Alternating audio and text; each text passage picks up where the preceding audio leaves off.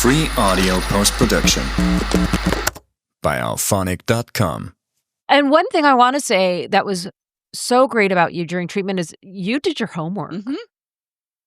So you, for where you were, like you knew you would come back with great questions, and like you were a very informed patient. Yeah.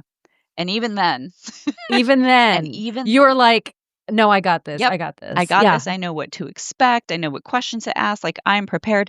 But again, it's only in hindsight that I'm able to stop and ask, why did I do that? And the raw and vulnerable answer is because the pain of acknowledging that I was a cancer patient was too much. It was too much. And it was easier to be like, I'm fine. I got this. I just, like I said, just got to go take the car into the shop and get this done and over with. It's much easier to operate from that space than to accept that I was a cancer patient. I'm Dr. Tina Kaiser, and as Leah likes to say, I'm the sciencey one. And I'm Dr. Leah Sherman, and I'm the Cancer Insider. And we're two naturopathic doctors who practice integrative cancer care. But we're not your doctors. This is for education, entertainment, and informational purposes only. Do not apply any of this information without first speaking to your doctor. The views and opinions expressed on this podcast by the hosts and their guests are solely their own. Welcome to the Cancer Pod. My guest today is Maria Montoya, and I have all of these things that I could say about you, but I think the one I want to say up front is that you're my friend. Yes. And I am so grateful that our paths crossed, albeit in the most not only unlikely, but perhaps undesirable of circumstances. But I gained some friends from it. And for that, I'm forever grateful. I was working with this one oncologist, and you were a patient. That's true. And she's allowed to say that. She's not violating HIPAA because I'm 100% okay with her saying that. And also, you know what? When you went to a different oncologist, you said, now that you're no longer my doctor, can we be friends? Yes, 100%. You asked me to be your friend, Yes. and I was like, oh my God. Yes, that's please. like the greatest thing ever. Please, can I be your friend? Like, can we be friends, please? Yay. Okay. So, so that's kind of like the thing that brought us together. Yeah, it is. Yeah. So, I am a 2-time breast cancer survivor. Hooray. However, the first time I was diagnosed at 30, the second time I was diagnosed was at 37. And it was through that second diagnosis that I was prompted to figure out, why is it that in my 30s I've gotten cancer twice? Because that seems incredibly unusual. And came to learn that I have Li Fraumeni Syndrome, which is an incredibly rare genetic predisposition to different cancers. But I was fortunate enough both times to catch it very, very early. And through these experiences over time, not only, of course, experienced the incredible providers that I've had the pleasure of crossing paths with, but also experienced the systems that we exist within, and came to find those gaps within the systems and wants to solve them. So I think maybe the most challenging gap, and the one that spurred my now cancer advocacy journey, was, back in 2013, genetic or multi-panel genetic testing was not widely available, and it was still early in the development of genetic testing and consequently expensive. And so when you're 30 years old and you're wondering, how the heck did I get cancer? And you're staring at your family history going, well, there's a lot of cancer in my family history. You can't help but want to ask for genetic testing. So when I had that option, it was still very limited. I think, had BRCA testing. And after BRCA testing, thought, okay, well, I don't have breast cancer genes, so that's it, right? wrong, clearly. But in my mind, it was that kind of systemic failure that leads me to want to solve similar gaps for other people. Because had I known what I know now about my genes, about my risk, I wouldn't have made some treatment decisions along the way that may or may not have contributed to cancer number 2. Who knows? But certainly would have done things differently had I known better. So you said that you had a family history of cancer. It wasn't just breast cancer then. Correct. So while there is a ton of breast cancer in my family history, there's also prostate and leukemia and liver and lung, which is a really odd assortment of cancers when you look at them all together, because it's not usually when there's a genetic predisposition, you see kind of clusters of various organs or parts of the body that are affected. But for Li Fraumeni syndrome, just because it is the quote unquote guardian of the genome, it can predispose you to just about any cancer. And while there are some Li Fraumeni syndrome kind of signature cancers, if you will, they're still all over the place, right? They still include, all of the things that I just mentioned, and in addition to, sarcomas, or I know that there's I can never remember the name of it, but it's a neuro-based one. There's also, I think, adrenocortico. Is that a type of tumor? I think. Anyway, all over the place is my point. And before we started recording, you said that you follow up twice a year with your oncologist because you are at this increased risk. Yes. Of other cancers. Yes, indeed. And I have really comprehensive screening as a result. So I'm seen by 2 different types of oncologists. I'm seen by my breast oncologist, who is overall managing my survivorship, but I'm also seen by, she's technically a sarcoma specialist, but she also has a genetics lab because she has seen so many Li Fraumeni and Lynch syndrome patients, for which sarcomas are really common.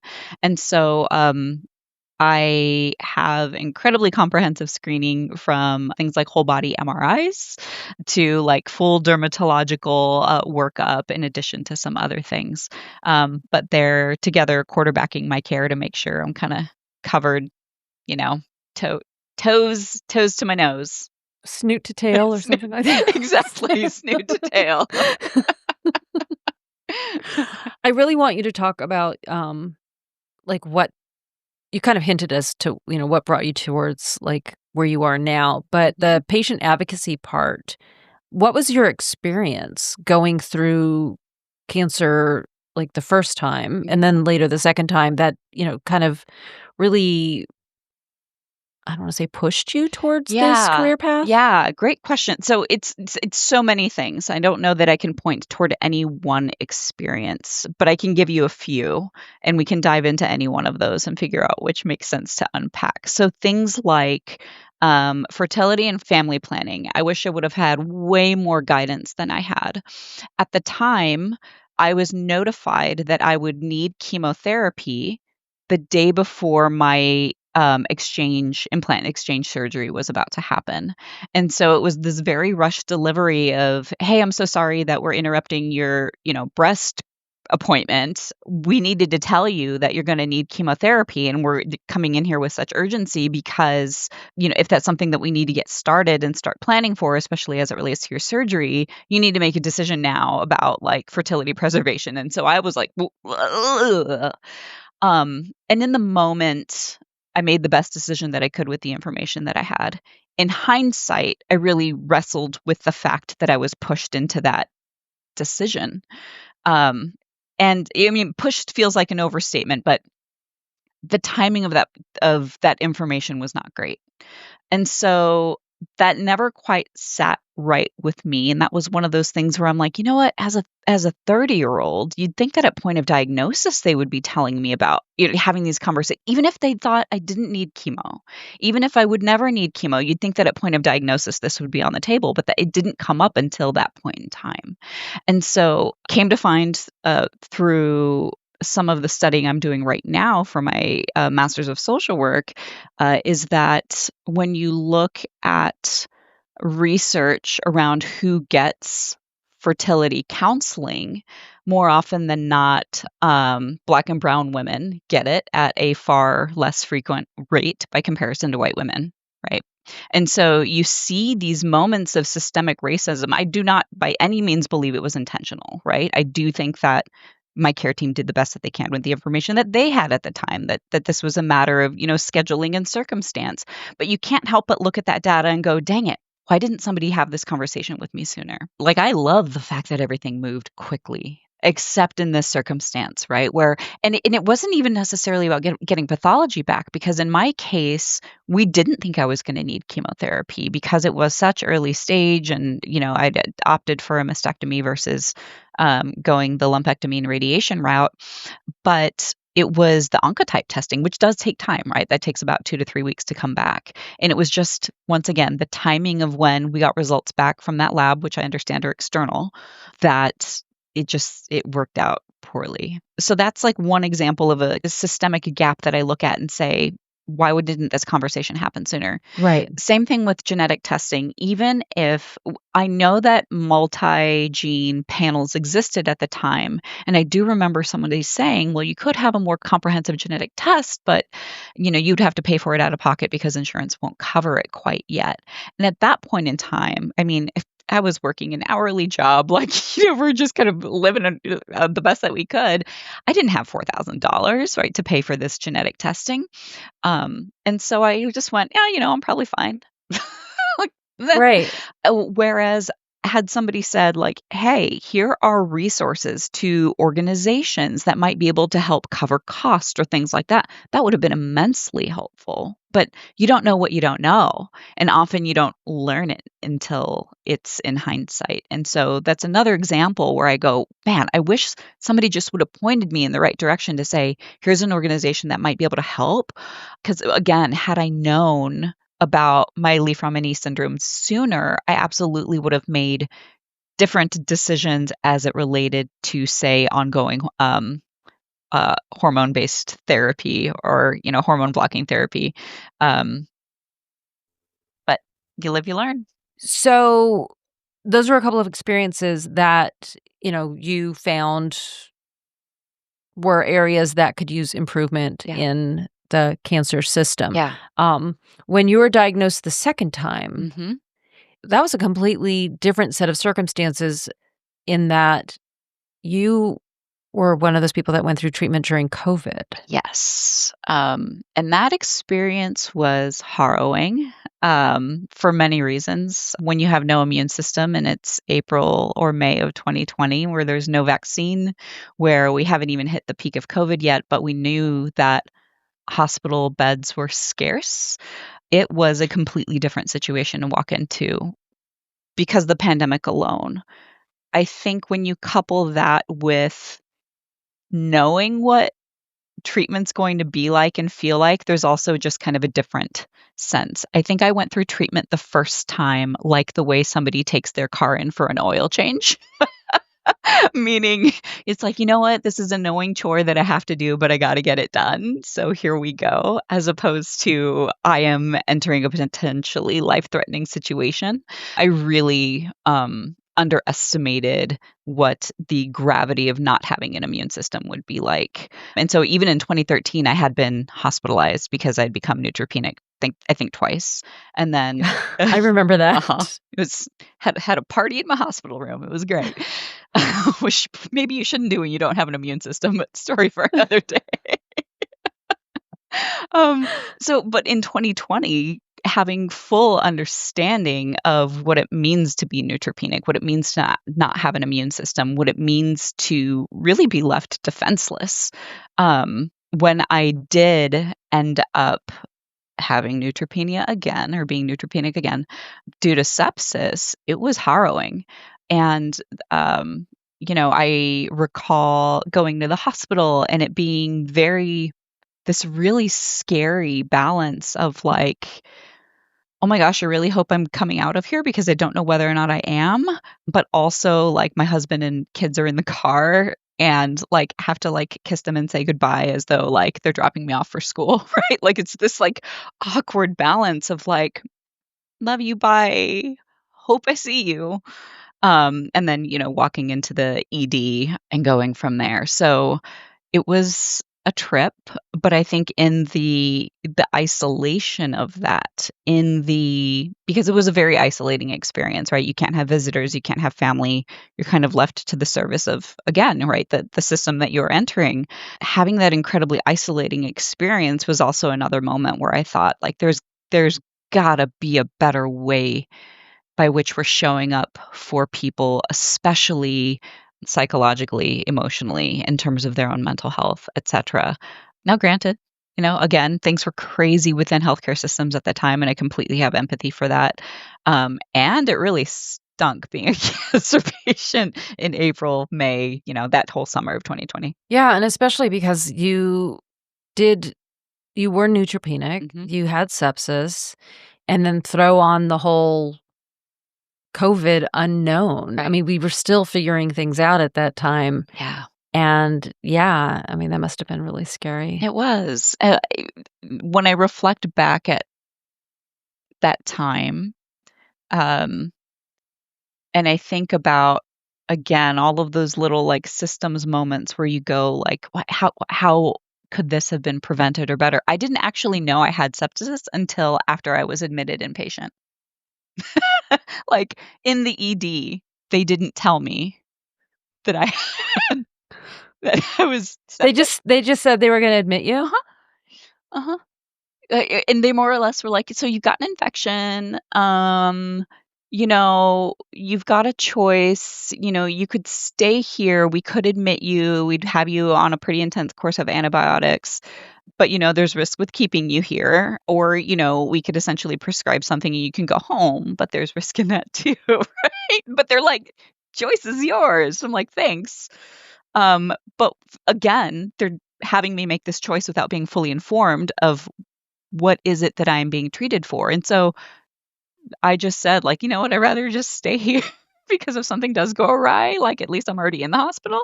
Right. And it wasn't, again, until after I was moved to my inpatient room and doctors, were going through my chart, or not the doctor, the nurse was going through my chart and asking questions. And she's like, okay, okay, I see this, blah, blah, blah, blah, blah, blah, sepsis, blah, blah. And I was like, wait, excuse me, like, rewind? And I was like, I know that word. It's like, did you just say I had sepsis? And she's like, oh, yeah. Like, cool. So again, that like not great communication where imagine I made a different choice. Imagine I opted to go home and I went home without the information that I was being treated for a systemic infection. Like that's kind of a big deal. There you are. And so this brings us to today. I'm really like not being told that you have sepsis and giving the option of going home. And then like my mind is just going like, if something happened and an ambulance was called, would they be able to get there in time? I mean, like, yes. And what's even more bananas before this, Leah, when I popped my fever, because, you get a fever, you call your oncologist and they tell you what to do. I was at a different cancer center that I will not name. But I called my oncologist's office and they're like, well, what's your fever? And I told them and they're like, well, that's not so bad. Like, call us back when it reaches like 1015. I'm like, okay. So when it inevitably like reaches and then passes, they're like, well, you've got some options, again, with you could stay home or you could go to the ED. So you're calling the nurse navigator line? Yes. Or the equivalent of. The equivalent of, exactly. But I do end up talking to my oncologist directly. Okay. And he's the one saying, you can go to the ED or you can stay at home, like choice is yours. And I'm over here thinking, especially after my experiences with neutropenia before, like I know this is a medical emergency. I know that we don't have any information about what infection this is. So like, why are we erring on the side of caution? Again, context is 2020. They're trying to keep people, especially those of us without an immune system, out of hospitals because they don't want us to get any sicker. But I hated that he essentially put that in my hands to be like, well. Give me 4 years to go to medical school. I'll come back with an answer for you. Exactly. So Yeah. I erred on the side of what I felt was caution. And I remember going to the hospital with like a respirator that was also covered with like a surgical mask that was covered with like a cloth so that I could just like hyper protect myself without, just not knowing what we didn't know. And even being in the ED and having the emergency medicine doctor come in, and he's quite literally wearing a gas mask, like full on like face cover, like crazy double respirators on the side, gas mask, and feeling like, all right, yeah, this is fine. This is fine. It was a trip. But yeah, in those moments, again, wondering like, how is it that we're leaving patients so out of the loop in these circumstances? How is it that we're leaving patients so isolated in these circumstances? Again, it was just a very isolating moment. And how is it that I am here, in this hospital bed, navigating all of these things when, dang it, I wish I would have had better information sooner. So that really inspired me to get into advocacy, cancer advocacy. And it really has been quite the journey since. So you are currently working on your master's of social work, and you are like looking at your bio. I mean, you are just doing volunteer work. You're acting as a mentor. I mean, you're Maria. So you just dive full. Full in. You're all first. in. You are like, in. I am yeah. all in, indeed. So I'm a very curious person, and my curiosity paired with my, if you want something done, you got to do it yourselfness, kind of have coalesced to lead me on this crazy journey. So I did a complete career pivot. So I was previously in like organizational and talent development, was doing management consulting for organizations, startups. It was great, but ultimately, frankly, just not as meaningful for me. And because I have this genetic predisposition, because I know my risk is higher by comparison to other folks, I do feel like my time on this planet is, everybody's time on this planet is precious. I just feel like maybe I hear that clock ticking a little louder than most people do. And so I asked myself, okay, well, if my time is scarce, what am I going to do with it? And what's going to be meaningful for me? And so that is kind of what brought me to social work. Initially thought I was going to be a therapist for folks impacted by cancer. But in typical Maria fashion, I just find learning and education like a buffet of delicious choice. Where I just want to learn it all. And so as I've been taking different classes, I'm finding myself gravitating more and more towards systemic challenges. And so while I have gotten into cancer advocacy and in mentorship and peer support and, group facilitation and doing these things, I've come to recognize, I can help people out one-on-one without needing an MSW to do that. Like I can still show up for other people in terms of walking alongside them in their journey. I don't need a degree for that. I don't need to be a therapist for that. I don't need to use a diagnostic manual. Not what I'm here for. I'm not here to diagnose people. I'm here to help people. So if I can get my one-on-one yayas out, so to speak, in terms of supporting people, where then can I leverage the education that I'm gaining in order to solve some of the problems that I've experienced along the way and some of the problems that I've heard other people experience along the way? So case in point, I have a dear friend who I've met through various cancer networks who had a very clear dimple on her chest, very clear. And her care team at the time refused imaging because it wasn't palpable. They're like, well, we can't feel anything, so it must be nothing. It must be nothing. It must be nothing. At the time, I want to say she was in her 30s, maybe early mid 30s. And of course, when she was inevitably diagnosed, it was stage 3 because nobody was listening to her when she was saying there is something clearly wrong. Now, here's the thing. Like we hear this all the time in cancer advocacy groups, especially those who are adolescent young adults in that AYA space. It's the nobody listened to me and nobody listened to me, which is heartbreaking in like by itself. And her particular case or instance, she already had a previous history of different cancers. So the fact that there's like this huge red flag on her chest that says something ain't right, for them to have waited so long to get the imaging that she needed to diagnose her sooner is heartbreaking. And it was only then that after, I think it was her third or fourth cancer, that she was given genetic testing that she found out that she was BRCA positive. And so again, gaps in care. So that's what brings me here. What you're doing now, or what you're pursuing now, is kind of a perfect meld of what you were doing before. Yeah, it is. And it's really just kind of dawning on me, which is funny. So much of what I did in like organizational and talent development is look at, what's the problem to be solved or the thing to be accomplished or whatever the case may be. Who are all the people that we need to pull together to do that? And how do we create kind of a shared understanding of what it takes in order to drive that particular outcome? And then you create change management processes and execute accordingly. What I'm learning, so I've started kind of just barely, I can't even say scratching the surface. I feel like I'm looking at the surface for the very first time at system science and implementation science. And, asking myself, how do the gaps that an individual experiences kind of exist within a broader system? And what are all the kind of barriers and facilitators of care within that system?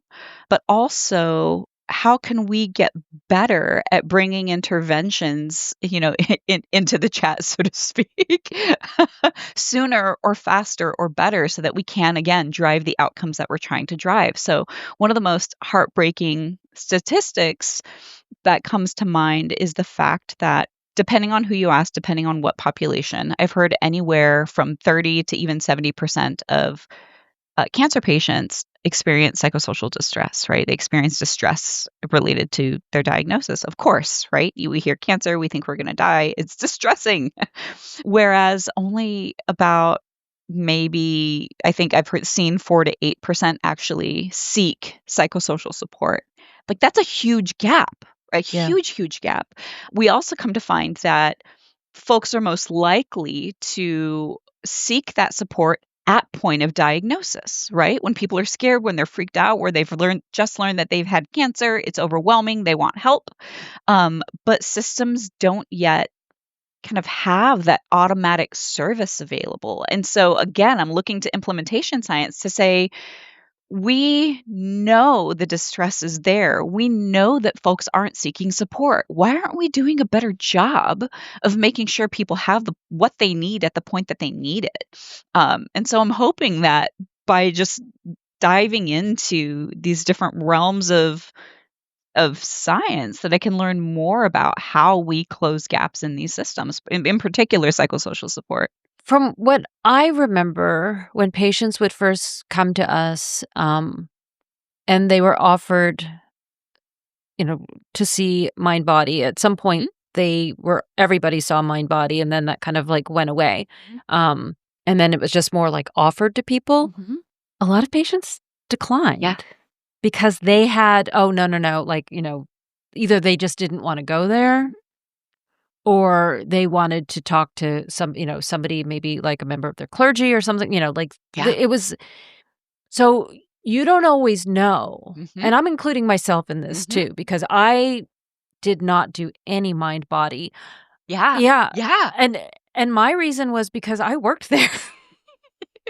Right. I didn't want people to know my stuff. I didn't join any groups, support group or anything. I didn't want anyone to know my stuff. Yes. And this, what's fascinating is this is so common, right? This is incredibly common. To your point, you witnessed it. You saw people who were diagnosed with cancer who said, no, thank you, right? Mm-hmm. And we were coming to learn there's a wide variety of reasons why, but a huge reason why is stigma, just straight up stigma, that people don't want to be seen as weak. They don't want to be seen as vulnerable. They don't want to be seen as crazy. And when you think of who the majority of people who get cancer are in terms of generations, right? It's typically folks older who get cancer at, when you're looking at kind of overall incidence rate.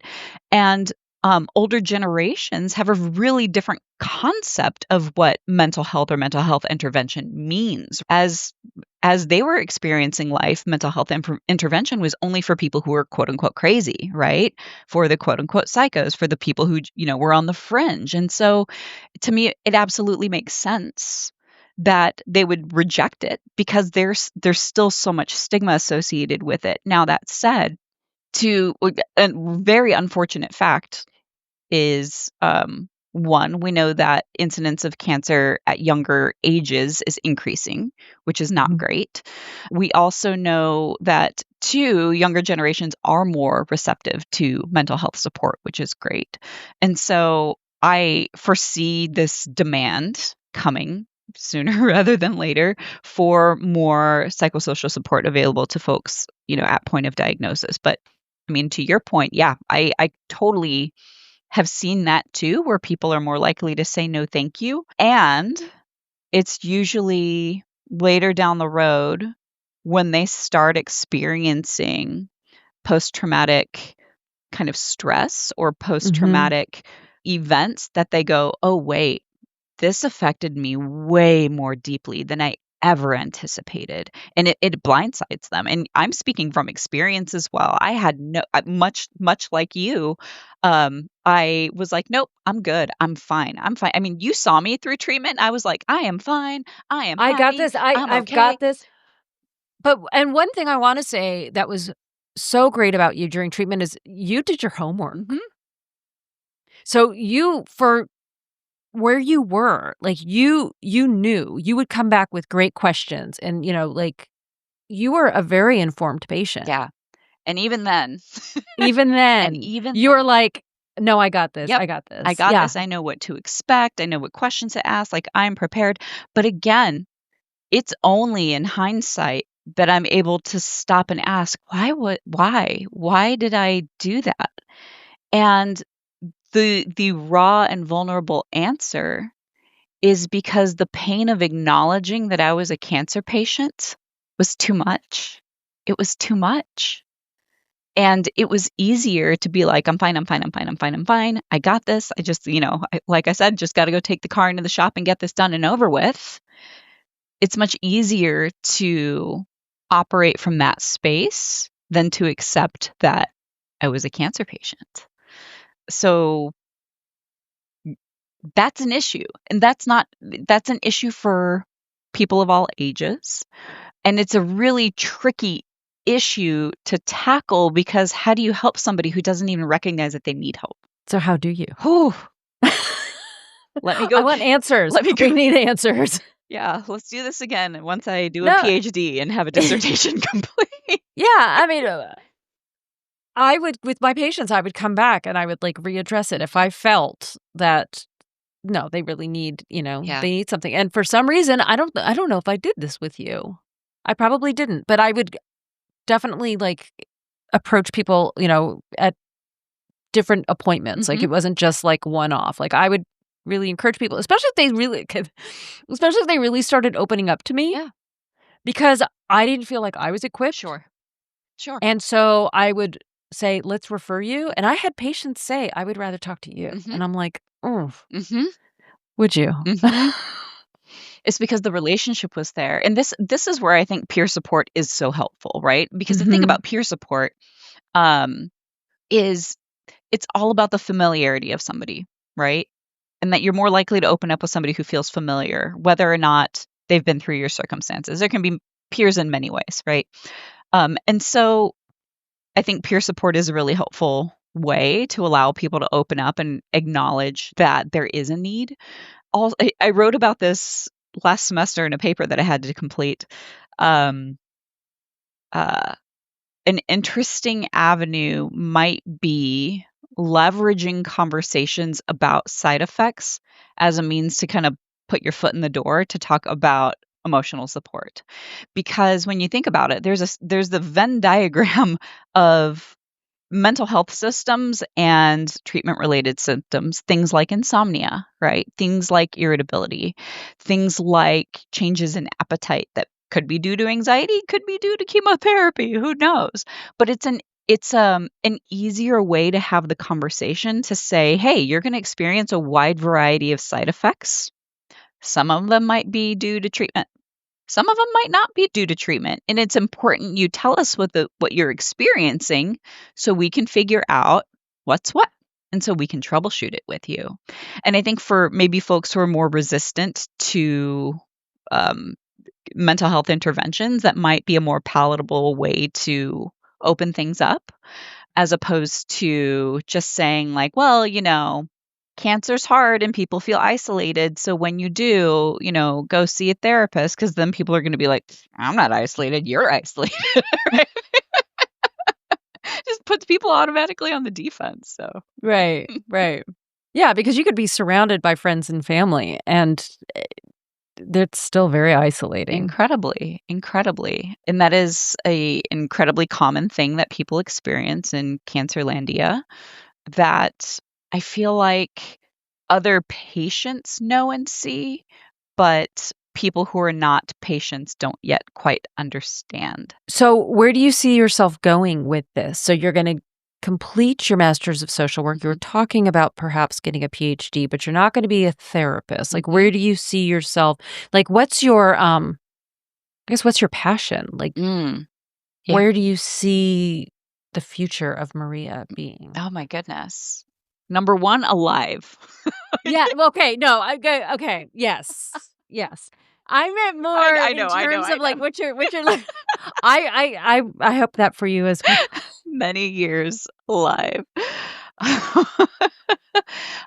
So there's less the question of like, what do I want to do and when I grow up, and more about what are the type of challenges that I want to solve or play with. So I most certainly want to look, as I've been mentioning, into just psychosocial support in oncology and preventing trauma in as much as we can prevent trauma. So doing research around that, but also looking at research in terms of survivorship. So survivorship's fascinating because it's this kind of interesting new emerging discipline within oncology. We're doing a better job of keeping people alive post-treatment. Hooray, right? More people are living beyond the 5-year mark, but going into the 10, 15, 20, 30, year mark and beyond. And as there are more of us who are surviving cancer, our needs are unique and different, because of the therapies that we've received that saved our life, that also created, a little bit of a deal with the devil in terms of, symptoms and side effects that emerge, or side effects, if you will, that emerge. Hey, we have a whole series on that. I know you do. And so, as survivorship is an emerging discipline, I'm really curious to see how various care systems, whether they be in oncology, in primary care, in like therapeutic social work, in physical therapy, in OT, in all of these spaces, how do they come together to make sure the long-term care of people, particularly adolescents and young adults, is well designed, is well thought out, and therefore well delivered. And I recognize that's a really tall order, not to disparage anybody in these systems. Like I'm going into this field and becoming one of, many providers, because I believe that people are the ones who drive change. But the way our systems are set up and the way they're architected is ultimately what kind of causes some of the challenges that we see in these spaces. So that's what I want to look at. So I think that, there is a huge need. Yes. Because younger generations are also more outspoken about what they want and what they don't want. So here's what I find. Like, I wish that more hospital systems did or had the mentality that CTCA did, in the way of making sure that things were truly patient centric. Because, gosh, how many hospital systems or cancer systems have I experienced now? 1, 2, 3, 4. Of the 4 that I've experienced, before. I know, right? Wow. CTCA hands down was the best because it was so obvious that patients were at the center of everything they did, right? When appointments literally, like when providers and where we were placed, right, in a room and people literally like revolved around us, that says Right.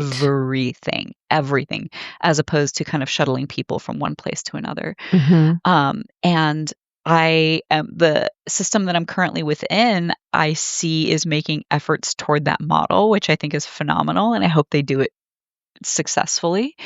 But there does need to be more, human-centered design injected into our systems, where it seems like the design or feel or experience of something is so often an afterthought, you know?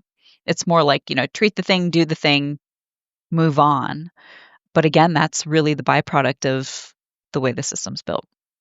Right. Mhm. And so that's part of the change that you want to That's implement. part of the change that I want to implement, but that also means starting to unpack and dig into things like policy work, right? Because systems don't exist without policy. And so again, I'm fortunate enough to be in a program that really teaches holistic social work. And by that, I mean, yes, they give us clinical skills, which are great, but we are also required to take policy courses, right? And we are, required to do like program evaluation type things. So they really want us to examine deeply the systems that people exist within, or whatever population that we're catering to. And so I look at what's happening in US policy currently in the way of, defunding Medicaid, in the way of defunding things like the NIH or National Cancer Institute. And I can't help but think about all the downstream effects that that's going to have on patients, right? And if there's anyone who's thinking, well, I'm not on Medicaid, this isn't going to impact me, I encourage folks to think systemically. Sure, it might not impact the insurance that you have, but those are now dollars that are no longer in medical systems that previously were there. And so those medical systems are now operating with, still high patient volume, likely fewer providers, because they can't hire folks because they don't have the funds to do that, right? Or just that it creates a lot of scale challenges. And so while somebody might be thinking, well, this isn't going to impact me, talk to me in a couple of years when you can't see the provider that you need to see for months and months and months because there just aren't enough staff to do the work. Right. Or the closest hospital to you has closed because there's no funding. Correct. Yep. Yeah. Or you have no choice in provider or system because private equity has scooped up a bunch of small hospitals, and they're all the same thing now. And you no longer have kind of choice of the type of system that you want to receive care through. Yeah. So yeah, these have significant implications. Sorry, I'm going all over the place in terms of policy, but like this is honestly like kind of the like advocate passion that's coming out. One of the things I've been paying attention to since January was what's going on with the U.S. Preventive Services Task Force. Mm-hmm.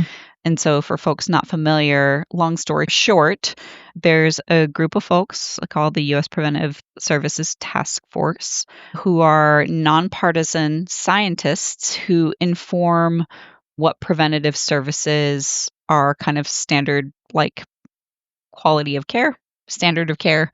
And they make recommendations then to say, this is what we think the vaccine schedule should be. This is what we think the cancer screening schedule should be, among other things. And those recommendations by law for preventive services must be covered by insurance. They must. So things like breast cancer screenings, right? Things like colon cancer screenings or colonoscopies must be covered by smears. Pap smears, exactly, Yeah. must be covered by insurance entirely because that's the law. Lucky us. So what people don't really see, if you're not kind of immersed in this space or becoming a crazy conspiracy theorist like I am, not crazy conspiracy theorist, just very passionate about how this all connects. But And you're forward thinking. You're yes, thinking There. several steps ahead. For those who Yes. aren't kind of putting the pieces together, if anything happens to this task force that influences the recommendations they make, that then influences the services you have covered, regardless of the type of insurance that you have. So, as we've come to have a conversation recently in the news that the current health secretary is considering firing the entire task force and replacing them, a task force that was supposed to be apolitical and was designed to be secured from political pressure is now subject to the very political pressure that it was supposed to be protected from, largely due to a Supreme Court ruling that came out in June. And so this is a big deal, and I think people don't recognize how much of a big deal it is. There's some interesting research indicating that like Medicaid expansion had helped prevent cancer deaths by like 9%. It's something like I need to go like, please do not quote me on this. But this is to say research was really clear that when people have insurance coverage, they're able to get services that save their lives or prevent cancer, much like colonoscopies do, or like breast cancer early detection, right? Early detection saves lives. It saved my life twice. Thank goodness for mammograms. But if those services have any cost associated with them, people are less likely to go have those services done. And if they're less likely to have those services done, if they do have a cancer, they're less likely to catch it early when it's still treatable. And so, yeah, this is the stuff that kind of keeps me up at night. But again, keeps me bringing me back to, how do all the pieces connect within the system, and where do we have opportunities to intervene? Yeah, and those are things that I have seen working when I worked at a more rural hospital. I should say it was more of a community hospital, but it was surrounded by, rural Yeah. communities. And yeah, I mean, people had to make Mhm. choices. Yeah, and they're And, tough choices. cancers were diagnosed at later stage because of the choices that they had to make because of financial reasons or what I mean, so these are things that exist now, and Yeah. it's only going to get more prevalent. Yes, and the thing that was extra disheartening in seeing the data related to preventative screening and people who would opt not to pursue it if there was cost. American Cancer Society had done a survey of survivors to ask if there was cost associated with your screening, what's the likelihood that you would get screened? And the majority of survivors said that they would be less likely to pursue regular screening, if there was any cost associated with it. And that's those of us who know what the heck it means, who understand the Right. implication of a diagnosis, right? Right. That blew my mind, but goes to show just how important affordable and accessible preventative care is. And I worry that, depending on the way this next task force shapes up, that these type of services are at risk, because if they decide it's no longer something they recommend, then it therefore no longer needs to be covered by law. It's scary. It is. It is. But I mean, the flip side is we have an opportunity to do something about this. And I know this seems, awkward timing, but I've been saying recently now, like, people think about voting. You want to talk about getting out a vote, don't start until it's election season where there's enough distraction and drama. It starts now. We should be thinking about how we activate people to vote now. We should be thinking about how we talk to our neighbors and our friends and our extended family and whatever about voting now. It doesn't have to wait till there's a mid-year or mid-cycle election, or the big one. I kind of don't want to stop talking to you, but we kind of have, we have a schedule we got to keep to. I get it. Is there anything else that you want to plug or encourage people to do? I mean, you just did, just Talk about voting voting. now. Yeah, if there's anything I want for folks to get out of this, and hopefully they do. I know I'm kind of all over the place. But if there's anything that I'd want folks to get out of this is cancer treatment is hard, period. And if you think you are fine now, that is fabulous. And having support, whether it's a friend, whether it is somebody you know who's had a similar diagnosis, whether it's a therapist, whatever the case may be, having somebody that you can talk to about your stuff is important, even when you're fine. So that's thing number one. Thing number two is talk about voting now. Think about voting now. Think about how all of the things affect you now. And that could be overwhelming. I get that.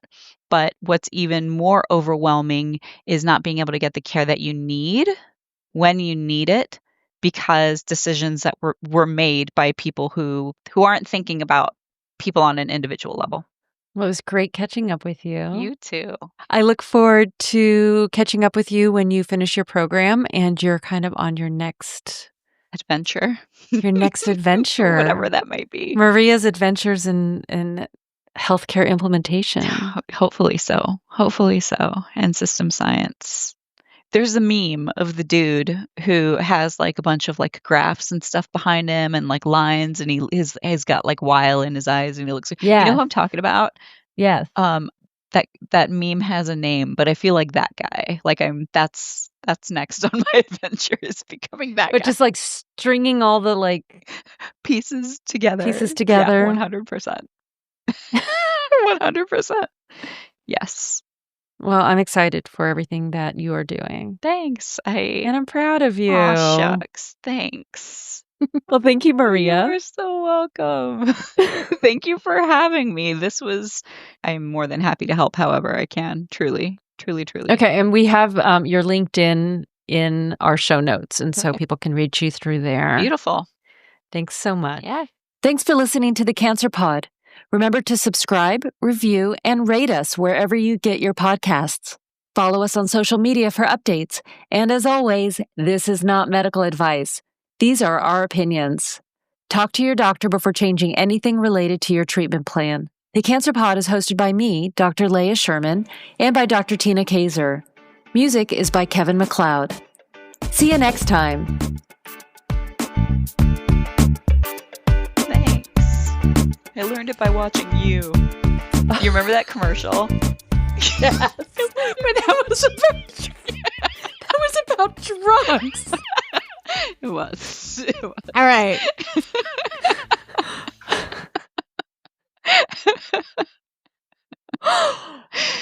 That'll be the perfect intro cut. Free audio post-production by alphonic.com.